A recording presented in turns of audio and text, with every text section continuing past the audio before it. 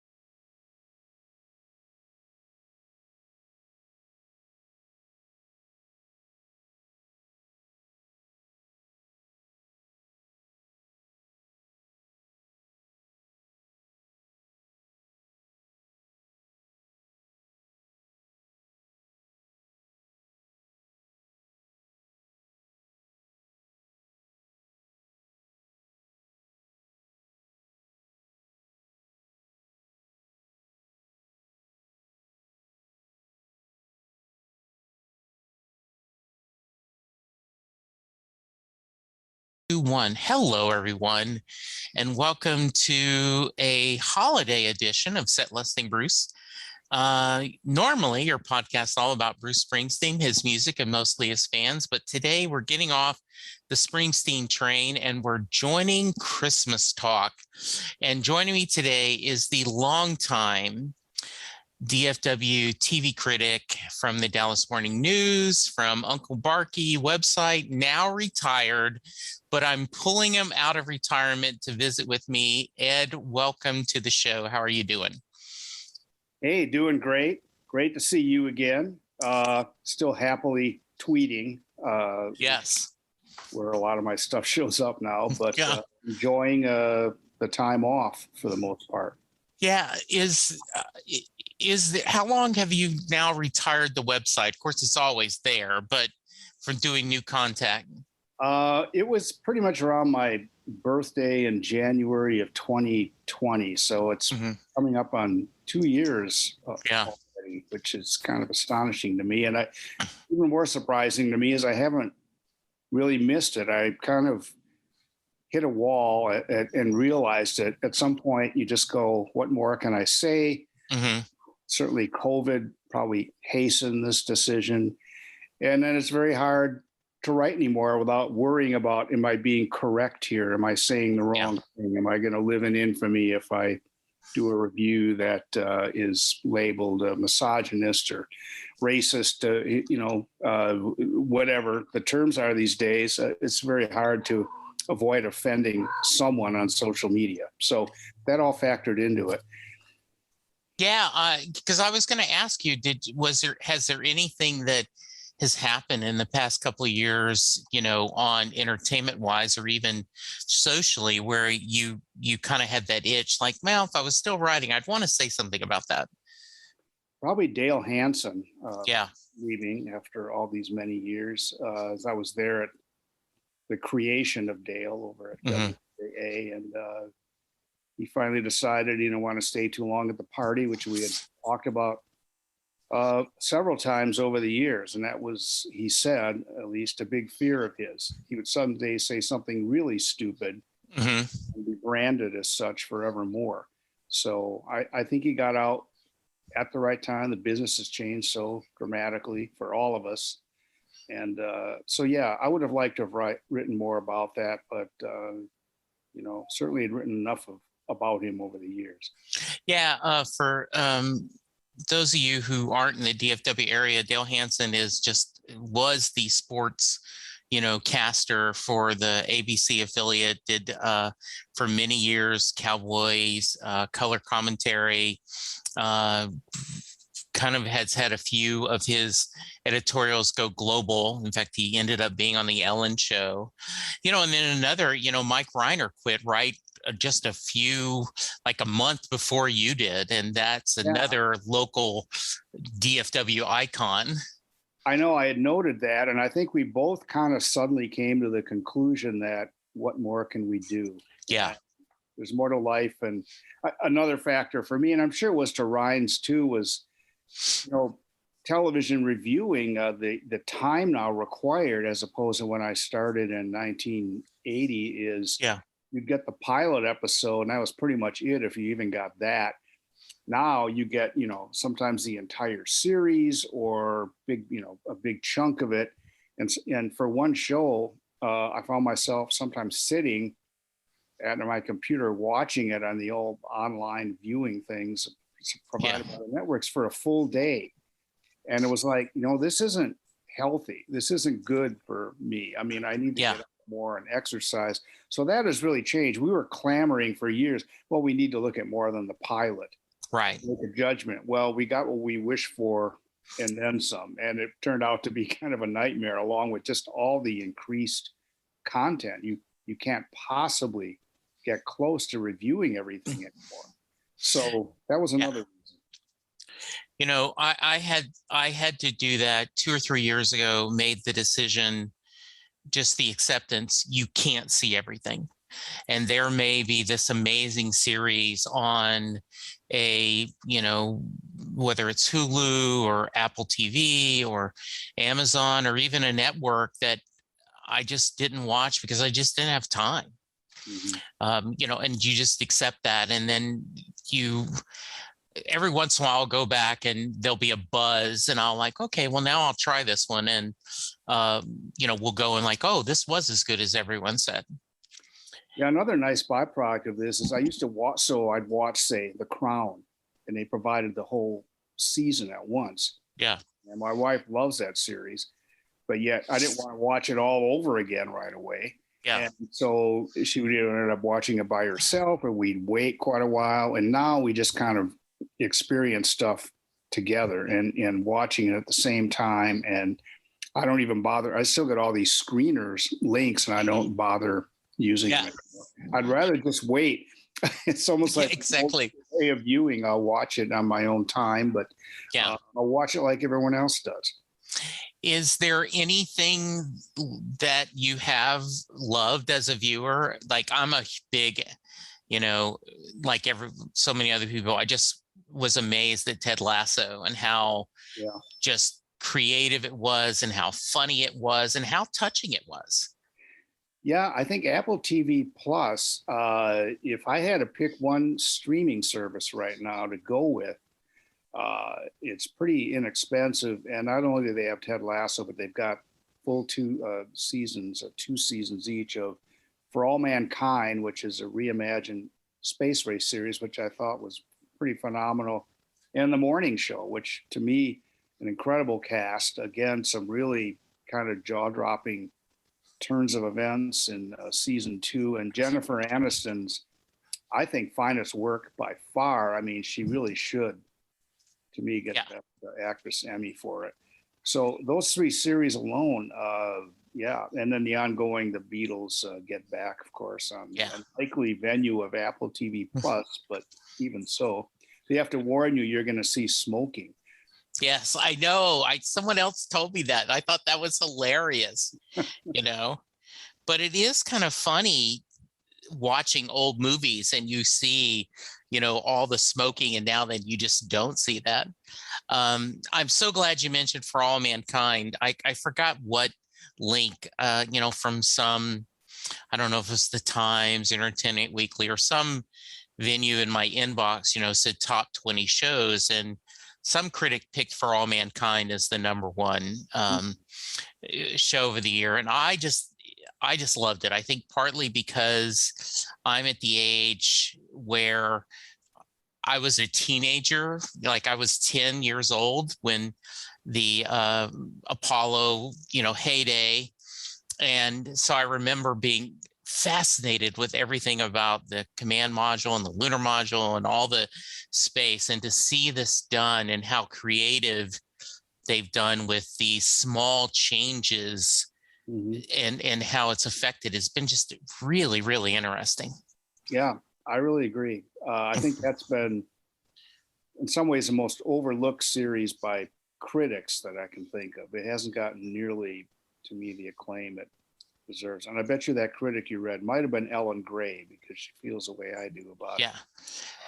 So yeah, like I was really surprised that it didn't get nominated for Emmys, if nothing else, in costuming and because they, it's set in the originally in the 60s and 70s, and they've, I guess, and then how much I loved Battlestar Galactica from Ronald Moore, and I've loved Outlander, and I just think this is, I know he's not doing the day-to-day as much anymore, but it was originally his concept along with a team. And I just think it's really entertaining TV and great storytelling. Yeah. I also like the way they seamlessly interweave actual news clips from the times. In some ways they alter them, but you can't really see the mouth movement being out of sync. So it's totally believable. And they also give women larger roles than in reality they had, but in a way that's not preachy, just memorable characters. And as you know, the close of season 2 was just, to me, pretty astonishing, how the impact it had on me the last 2 episodes of season 2. So yeah, I think we both strongly recommend that to anyone who has not taken a look yet. Yeah, I definitely do. In fact, I made a big deal about with my listeners because when Bruce Springsteen released his latest album, Letter to You, Apple TV had a documentary on the making of it. And I said, okay, get the free trial because you're going to want to watch the Bruce documentary, but also check out For All Mankind. And I agree with the morning show. I have, speaking of things, I have not gotten to season 2 yet, but we will over the holidays because we love season 1. Yeah. And so I'm looking forward to, because I've heard nothing but good things about the second season.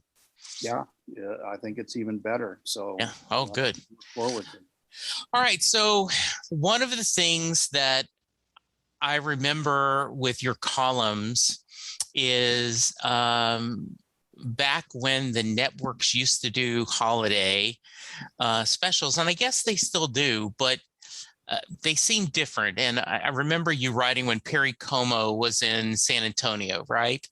And so talk to me about, I guess, is it because I'm old and I don't get who the guest stars are, or is it's just changed the holiday variety specials? I remember, Bob Hope and Andy Williams and Bing Crosby, and that iconic when David Bowie visited with them. Right. Is it just they're not making them for 62-year-old white guys? What's really changed to me is the personality-driven Christmas special that would be every year. And you mentioned, of course, Perry Como. I spent a whole day in San Antonio, and that turned out, not by his choice, to be his last Christmas special for ABC back in 1986. And Crosby and Bob Hope and even the King family singers. And if you really wanted some heavy goo, Kathie Lee Gifford had an annual Christmas special for, must have been about 7 or 8 years. But that's really changed. I mean, I can't think of any, long running or ongoing Christmas specials that are fronted by a TV personality. Dean Martin's another one. Dean Martin had an annual Christmas special. One time he did it from SeaWorld, which I found immensely kind of ridiculous on the face of it, but that was Dino. Yeah. So those have gone, I think, for the most part, but we're certainly inundated with Christmas, as you know. The Hallmark Channel into their Shark Week and well beyond. It goes on for 2 months. And those movies they're all the same essentially, but they're oddly addictive and I don't know, reassuring in some ways. If you just want to watch 2 hours of completely painless television that adores Christmas, the Hallmark Channel and all its copycats, Lifetime, even I think it's called the Great American Country, GAC or whatever. Even now, they're making their own Christmas movies.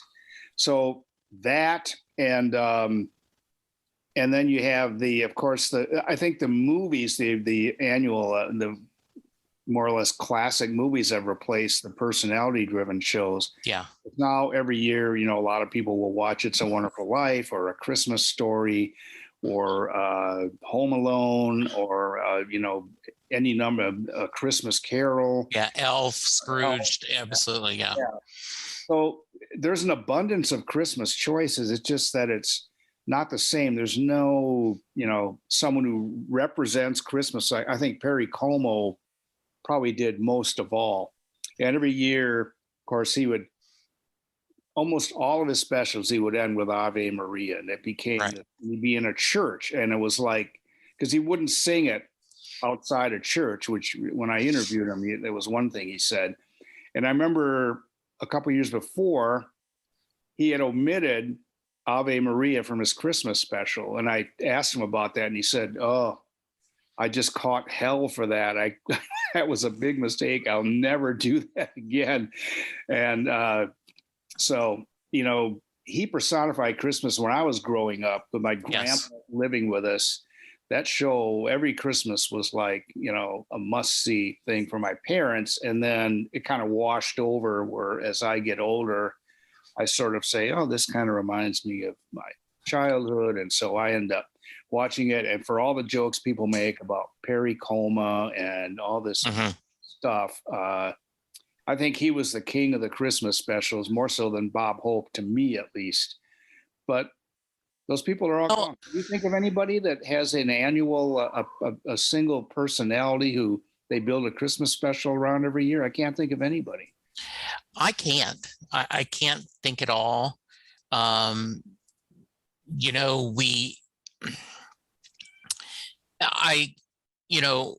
even think in a lot of ways, Ed, the on-demand and DVDs makes the Charlie Brown Christmas and Frosty and Rudolph the Reindeer a little less special because, and once again, I'm going to sound like an old man, right? But it came on every year and you're excited about it. You couldn't wait to miss it. And now then if July you woke up and like, oh, I feel like watching the Charlie Brown Christmas, you just pull it up and watch it. Yeah, that's true. It has taken away the specialness. Although I think, if you have the DVDs, obviously you can watch the Charlie Brown holiday specials anytime. Yeah. But I think Apple TV Plus now has an exclusive in terms of nice.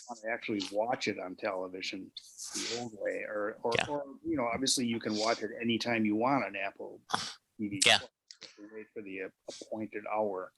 I never got all that into those for whatever reason. I mean, I never really liked the Rudolph the Red-Nosed Reindeer with Burl Ives. Those weren't high on my list of Christmas viewing. And by the way, I get mocked by my family about the Hallmark Channel movies, and I tell them they're in a lot of ways just comfort food. There are certain actors and actresses that I always enjoy seeing on screen. And so I've been able to, I did a meet and greet with Alicia Witt, and, we talked about Friday Night Lights and her musical career. And, and so she's someone who does really well. There's, several others. And so I certainly do not think they are, high drama, but there is a comfort to them to just enjoy. You're right. And it's, that in the end, everyone's going to come out okay. And sometimes I grew up on Walt Disney movies. So that's, I'm happy with that. Well, and they are making a financial killing with these movies. And you can see that there are so many imitators now trying to do the same. Yeah. But you look at the ads, especially if they have a new Christmas movie, and where every weekend they'll have like Friday, Saturday, and Sunday, Yeah. brand new movie. And the advertisers are like a who's who of major league advertisers who are probably all just, begging to be included, because what better way to sell your product than during a Hallmark Christmas movie? And I remember on these TV press tours in LA, Hallmark every year would have an annual like Christmas themed thing, oftentimes in the summer, because they were building up their latest deal. And you'd have all these, it would be sort of a who's who of people, the Bruce Boxleitners of the world, who Yes. big stars, and Patrick Duffy even. They were now at Doris Roberts. They were making Hallmark Christmas movies because they couldn't get employed for the most part anywhere else. And then they created some of their own stars. Let's see, Candice Bure and Lacey Chabert. I can't believe I can actually remember these. Yes, I'm impressed. Quote, Christmas favorite, Candice Bure. Yeah. People, they are like, the Lionel Barrymores of the Hallmark Christmas industry. Yeah. Movie, and it's like an even bigger event. And it doesn't matter who's in the film with them. Increasingly, I don't know who any of these cast members are. They will sprinkle in occasionally a TV veteran, but they don't seem to be doing that as much as they did in recent years. But this is like, that probably makes their whole bottom line. Every year they give you wall-to-wall Christmas for 2 months, and they don't show anything but Christmas movies. You can turn on the TV right now on not only the Hallmark channel, but then the parent to Hallmark Movies and Mysteries channel. You're going to find, and you can join them in progress. You immediately know what's going on, because it's the same plot line refiltered over and over again. I can't think of any surprise outcomes ever in a Hallmark Christmas movie. No, and there are Hallmark bingo cards available, fan driven, where you go, best friend, have to leave on Christmas Day for a big assignment, or your best friend or boss is a person of color, and it's hilarious. They have an app where you can download and you can track the movies you've seen. It is just a great resource. And, I'm always glad, like you said, you are seeing actors that, are being able to keep health insurance and make money, by doing these. And there's nothing wrong with that. I wish I should have paid more attention to that phenomenon at the time, because us critics, we're kind of cynical and all. Sure. A bunch of sluts.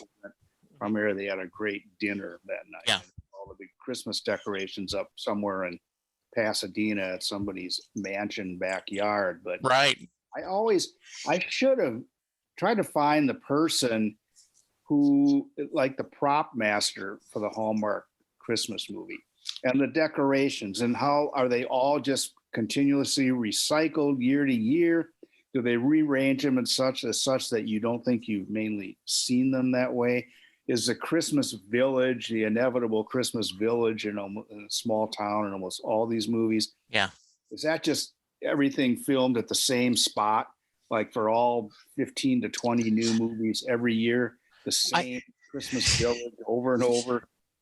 I did think about that, Ed, that I would love to be able to have the money to reach out to go, whoever decorates the set, come over to my house, because, we usually spend one day turning the house into our Christmas, and the boy comes over and helps us, and his reward is we always go out for Tex-Mex, and he gets to order, top shelf margaritas. That's his payment for helping us Christmas the house.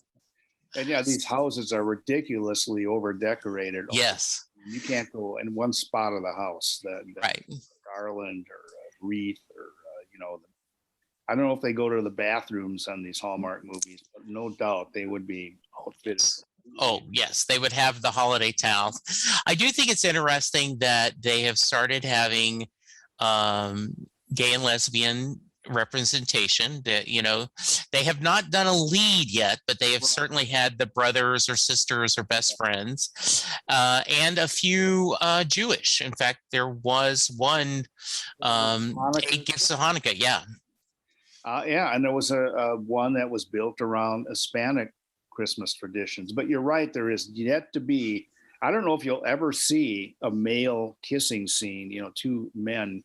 Yeah. Kissing, like at the end, which every Hallmark movie ends with a kiss. Yes. I don't think there's been a Hallmark movie, Christmas movie, ever made. No. That doesn't end with what Saturday Night Live called a dry kiss. Yes. Never too prolonged usually. Yeah. But always, and then you go to the distance shot and fade out, and then they don't let any commercials intercede. They immediately rev up another movie. They do. And I did read, it was interesting. I watched a Netflix made for holiday, movie, and the main characters had sex, before they got married. And I was like, well, you can tell it's not a Hallmark movie because there's no even, a hint of that. It's very, very G-rated. Certainly is not. Yeah. No. Which, which is okay. Their brand. I mean, it is. There would be an outcry among people that watch these films religiously that if you ever had anything like that, they don't want to watch an edgy movie. They don't want a big departure. No. They want to play the little drinking game, when you go. Yes, exactly. And I've noticed, it was almost sacrilegious this year where they actually ordered hot cider instead of hot chocolate. And I thought, what are you thinking? So I don't think among the new ones, I certainly can't say that I've seen all of them, but the mattering of the 2021 films, hot chocolate doesn't seem as prevalent, which I don't know what's going on with that, but they better bring it back soon. Well, and what I love, every once in a while you can catch, there'll be a Folgers can of coffee, because several years ago, Folgers was their, and that was their product placement. So let's move to New Year's. I was one of those who grew up watching Dick Clark's Rocking New Year's Eve. And it was, at the time, it was one of the few chances, except for Saturday Night Live, seeing pop music on TV. And, now then I am not the demographic they are shooting for. So I do not recognize any, I guess if if they had Bruce or, some other people on there, I tune in, but they continue to do really well, don't they? Yeah, they do. I think the one that's really picked up over the last 6 years or so is the CNN. Yes. New Year's Eve thing used to be Anderson Cooper and Kathy Griffin until she got in trouble with the Trumpeteers and Andy Cohen. And it's better with Andy Cohen anyway. But I think Anderson Cooper, it's the one time a year where he makes an abject fool of himself on the air. And people, if there are any news traditionalists out there anymore, there probably aren't. No one seems to care. I think he gets, it's hard to tell completely, but it looks like he gets genuinely pretty smashed. Yes. On the air live, because Andy Cohen invariably will bring something, a flask or something that you have to have a drink every 15 minutes or whatever. So, I mean, that's sort of a guilty pleasure New Year's Eve special. But I have to say that they had some really good music. It's usually the throwback music, but they had REO Speedwagon, and this was the one I think with Don Lemon was on after with, and it was post midnight, and they picked up a few of these concerts live, and I had never realized or thought much about how many genuine power ballads REO Speedwagon churned out. It was genuinely enjoyable. I thought, man, I mean, please put them on again. And Don Lemon was like blown away. And you don't think of that being his kind of music, but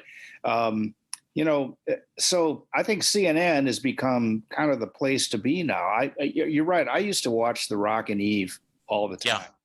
And I don't know. Now it's with obviously Ryan Seacrest, I think, still, and gosh, Jenny McCarthy, who gets old in a hurry on these. Yeah.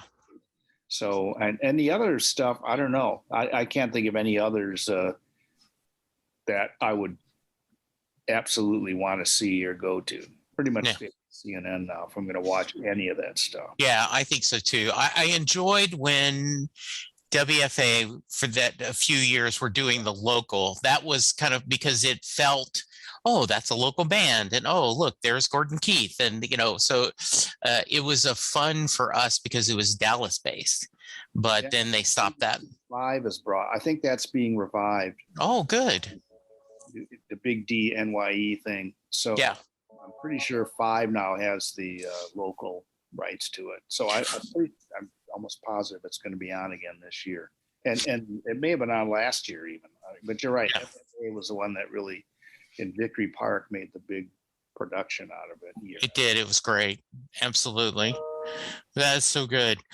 Before I let you go, any thoughts on, I guess Brian Williams has talked about he's going to leave his MSNB show. I always was a big fan of his, and was a little sad about his controversy, because based on what happened with so many other people, you go, okay, I guess you don't want your news van exaggerating, but don't we all have that tendency? I thought he really redeemed himself on MSNBC, though I think last time we talked about it, there's the same guest, and they are preaching to the choir, but that's what news has become this year, this season, this I guess time period. Yeah, I don't know if he genuinely wants to just get out of the business for a while and regroup or retool, then he probably wouldn't be interested in the Chris Cuomo vacancy. Right. I think he will probably get a phone call at least, and whether he would want to do something like that, I don't know. I've known Brian Williams. I remember doing a story on him and Matt Lawley. God, talk about disgraced people. Yeah. Two of them together, how time is our perceptions. But this is when they were both, Lauer was doing the Today Show, and Brian Williams was his first time around at MSNBC. I think he was still there.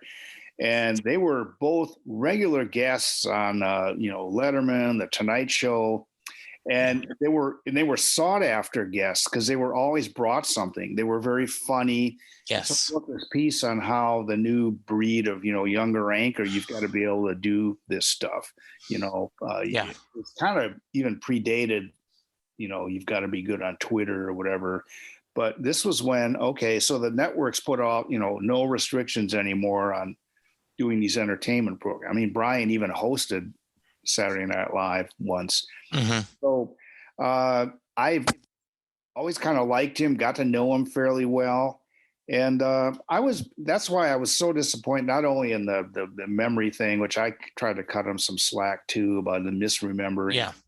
But I really thought, I'd hoped that his 10 o'clock Central show on MSNBC, the 11th hour, would be sort of a palate cleanser from all the agenda-driven shows, and it became anything but. It was kind of the same thing. And yeah, he's good with a quip, but he never got out. I don't know if it was because of the misremembering. He never got out on the streets and did any reporting at all. He sat in the studio. Yeah. And he had about a coterie of maybe a dozen people that were on constantly. Right. And I was just disappointed because I thought he could have done a new version of Ted Koppel's Nightline. And, and bring in guests that didn't toe the MSNBC line and engage them and question them sharply, but don't treat them like garbage either. Yeah. Get people that are smart enough that you respect their opinions at least. And he did none of that. I can't think of any time he had a conservative. The only time he had disagreements were James Carville would come on and criticize the Democrats for making it too easy on the Republicans. But you never had a prominent conservative that I can recall. And I think that's Michael Smerconish. I don't know if you watch him at all on CNN Saturday mornings. He's on at 8 a.m., but he's taking the Cuomo slot for now, and he was kind of a regular fill-in. If they would have the guts to actually give him that show and have at least a refreshing 1 hour in the midst of CNN's prime time where he interviews guests that don't necessarily agree with him. He doesn't just have the same old topics recycled over and over again. You can genuinely learn something from watching him, but I just don't see him doing that. And they do for all their preachments. And you probably know I've been harping on this, that CNN is still the only major cable news network without an African-American woman anchoring a weekday show, unless you want to count the 4 to 5 a.m. in which they have a young Black woman co-anchoring. But I don't count that. That's not waking hour television. No. So for all their preachments and all their, everyone has to be diverse, they are the worst offender. Even Fox News Channel has a Black woman for 2 hours every morning. And of course, Joy Reid talk about agenda-driven programs is on MSNBC. So CNN is still, really lagging. And if they really practice what they preach, they would, try to find a quality, African-American woman to take over the Cuomo slot. Absolutely. I agree. Ed, as always, I love visiting with you, and I could just spend all day just talking to you about, things you've seen in the past. It's a joy. I hope you and your family, any big holiday plans? Probably just a little brief road trip. My son lives in Austin. So okay. Drop by there again. And other than that, I just got back from seeing my daughter in Florida who turned 40. Talk about getting old. Yes. It makes me feel older than she looks, certainly. Right. My grandson, only grandson, who's now 7. Talk about a step up in vocabulary and knowledge in the 2 years, since I had last seen him in person. So yeah, other than that, nothing definite. We're actually having a couple over for dinner Friday night, and I can't remember the last time. Yeah, exactly. We did that too. I know that feeling. Well, have a great holiday season, my friend. I will, we'll have you on again. I know I want to talk to you, even though you're not officially involved with this. I know it's in your DNA, and we should do a political, because there's a lot to be worried about right now, to me, in this country. And I just wonder what's going to happen about it. So we'll try to talk about that another time. But for now, we're going to try to stay happy and drink our hot cocoa and build gingerbread houses, right? And bake cookies. Yes. All the activities that people take such joy in, such abject joy in those Hallmark films. Yes. Yeah. Have a great holiday too, Jesse. I love talking to you, and this is great actually seeing you. It's the first time we've done it this way. Yes, it is. It would assume it does make a difference, doesn't it? It really, really does. So yeah. I appreciate you asking me and setting this up, and have a great Christmas season, man. I will too. So listeners, check it out. Go back and remember some past holiday. I'm sure they're available. Some different things. Enjoy your holiday season, and we will be talking to you soon. Goodbye. Doing a podcast at times can be a one-way conversation, and I hate that. So please let me know what you like and don't like about the work I'm doing. You can reach the podcast via email at setlistingbruce@gmail.com. The show is on Twitter at setlistingbruce, and my personal Twitter is at jessejacksondfw. We have a website, www.setlistingbruce.com. From there, you can find links to other Springsteen podcasts, as well as other music-themed podcasts. We have a page devoted to our own SLB All-Star Band. These are guests who have been on the podcast more than 3 times. There is a link to our store where you can purchase Set Listing Bruce shirts, as well as a Merry Question t-shirt. There is a link to our Patreon page where you can sign up to help support the podcast financially. We have different levels and different rewards based on your support. If you don't have any extra cash, and right now who does, you can support the podcast by subscribing via your favorite podcast player and leaving us a review. The more reviews we have, the easier it is for people to find us. And please tell a friend about the podcast, especially if they love Bruce or music, because it will make a difference.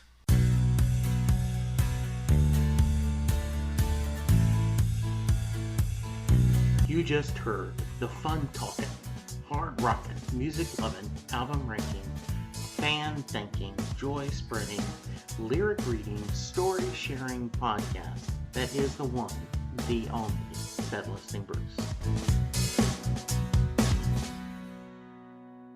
The theme for Set Listing Bruce was written by David Rosen, used by permission.